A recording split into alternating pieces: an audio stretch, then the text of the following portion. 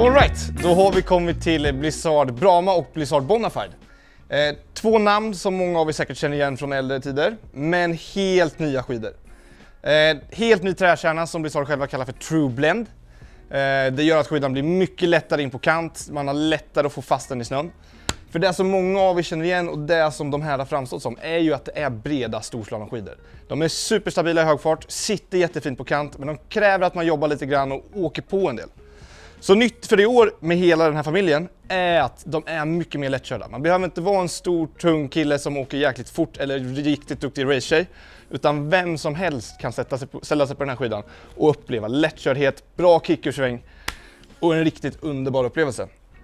Om vi kollar lite på bredderna då, så finns ju Brahman i 82 och 88, Bonafide är 97 mm bred. 82an är väl för den som är lite lättare, vill ha en väldigt lättkörd skida. Den upplevs lite mjukare och mycket lättare att få på kant. Brahma 88, det är ju vad vi själva tycker en bred storslalomskida. Här får du alla de materialen som du hittar i en riktig racingskida. 2 lager metall, karbon, sitter ju som bara den. 88 mm kanske ska hålla sig mest innanför staketen.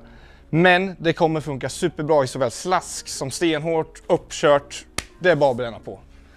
Och när vi går upp på Bonafide och 97 mm midja, då börjar vi komma på en sån bredd så att det funkar bra om det kommer några decimeter nysnö. Man vill kunna ligga och köra pisten medan det är hårt, det börjar snöa, man vill ut och köra lite i skogen.